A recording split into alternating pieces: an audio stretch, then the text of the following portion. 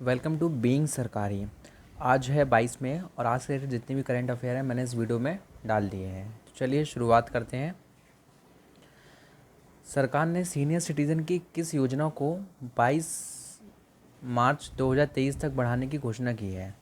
प्रधानमंत्री सुकन्या समृद्धि योजना, प्रधानमंत्री जीवन ज्योति बीमा योजना, प्रधानमंत्री वय वंदन योजना या सीनियर सिटीज़न योजना।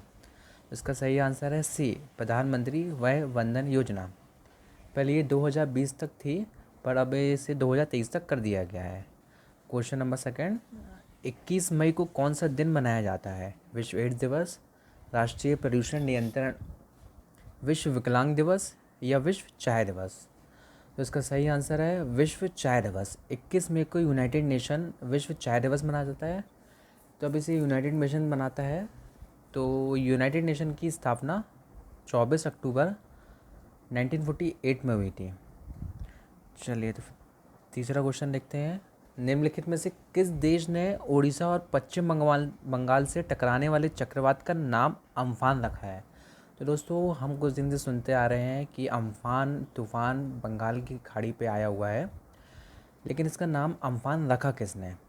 तो इसका सही आंसर है थाईलैंड। थाईलैंड ने इसका नाम अम्फान रखा हुआ है। ओडिशा और पश्चिम बंगाल से टकराने वाले चक्रवात का नाम अम्फान थाईलैंड ने रखा है। इस चक्रवात का नाम अम्फान थाईलैंड ने 16 साल पहले रखा था। यह चक्रवात 1999 के ओडिशा के चक्रवात के बाद से बंगाल की खाड़ी में आने वाला पहला उष्ण कटिबंधीय मतलब ट्रॉपिकल चक्रवात है। क्वेश्चन 4, निम्नलिखित में से विश्व स्वास्थ्य संगठन WHO के कार्यकारी बोर्ड के अध्यक्ष के रूप में किसे चुना गया है? Doctor Harshvardhan, doctor Poonam Khetrapal, doctor Balram Bhargava या इनमें से कोई नहीं। तो इसका सही आंसर है डॉक्टर हर्षवर्धन। ये हमारे स्वास्थ्य मिनिस्टर हैं, हेल्थ मिनिस्टर हमारे यहाँ के डॉक्टर हर्षवर्धन। इन्हें अभी हाल ही में WHO का कार्यकारी बोर्ड के अध्यक्ष के रूप में चुना गया है। चलिए WHO के बारे में जानते हैं फिर। WHO की स्थापना हुई है 7 अप्रैल 1948 के। इसका हेडक्वार्टर है जिनेवा, स्विट्ज़रलैंड।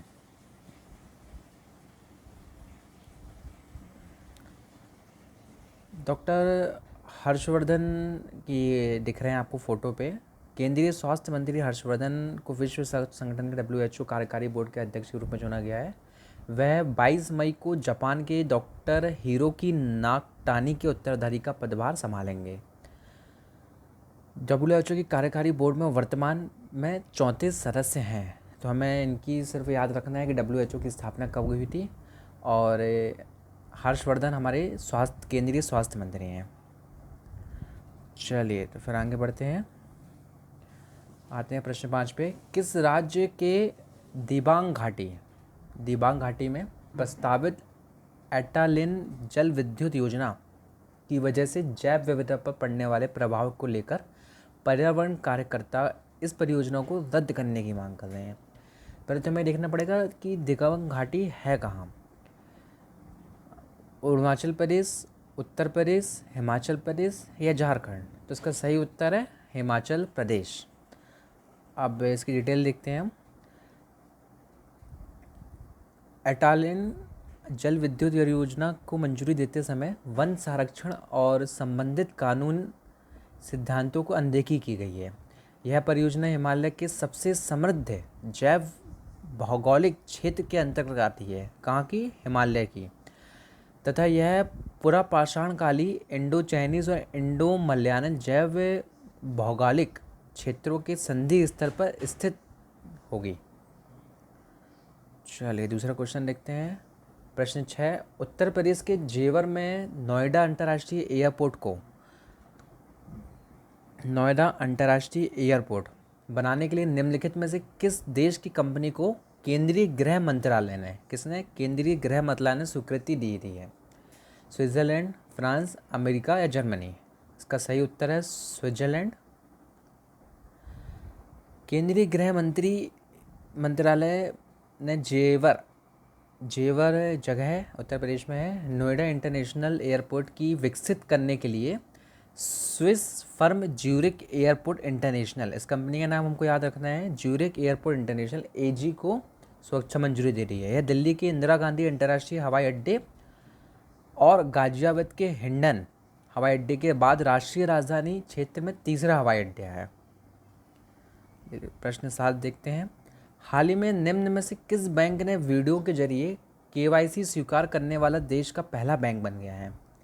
कोरोना वायरस के आने से सोशल डिस्टेंसिंग का बहुत महत्व हो गया है, इसलिए केवाईसी जो पहले सामने फेस टू फेस हुआ करती थी, लेकिन अब वर्चुअल होने लगी है। सबसे पहले इसकी चालू किसने किया है? बैंक ऑफ बड़ौदा, देना बैंक, कोटक महिंद्रा बैंक या आईसीआईसी बैंक?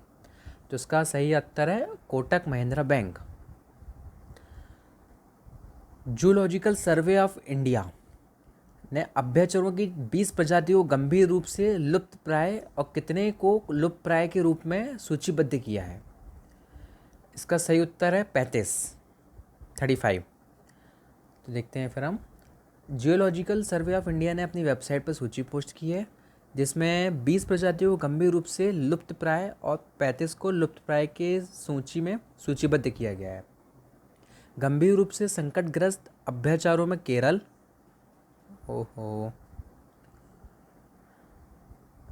गंभीर रूप से संकटग्रस्त अभ्याचारों में केरल, महाराष्ट्र, कर्नाटक के पश्चिमी घाट में पाए जाने वाले मेंढकों की कुछ प्रजातियां और उत्तर पूर्व की कुछ पहाड़ियों में शामिल हैं। तो इनके कुछ स्टेट दिए गए हैं, केरल, महाराष्ट्र और कर्नाटक। नाबार्ड ने हाल ही में खरीफ और प्री मानसून संचालन के लिए कितने करोड़ रुपए के फंड जारी किए हैं? इसका सही उत्तर है 20,500 करोड़ रुपए।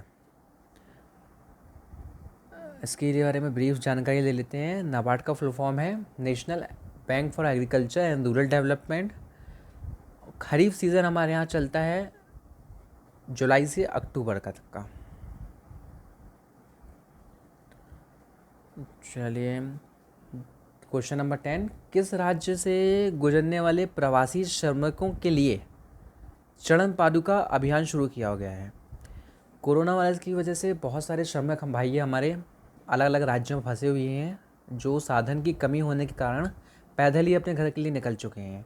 कुछ के पास पहनने को पैर में चप्पल वगैरह भी नहीं है। तो मध्य प्रदेश सरकार ने चरण पादुका अभियान चालू किया है, जिसके तहत मज़दूरों को चप्पल दी जा रही है और कुछ बसेस वगैरह भी इंतज़ाम किए हुए हैं, जिनकी सहायता से वो अपने राज्य जा सकें। चलिए इसका ब्रीफ ले लेते हैं। मध्य प्रदेश द्वारा राज्य में पैदल चल रहे प्रवासी मजदूरों के लिए चरण पादुका नामक अभियान शुरू किया गया है। इस अभियान के अंतर्गत नंगे पांव जा रहे मजदूरों को जूते और चप्पल दिए जाएंगे। चरण पादुका अभियान मध्य प्रदेश पुलिस द्वारा चलाया गया है।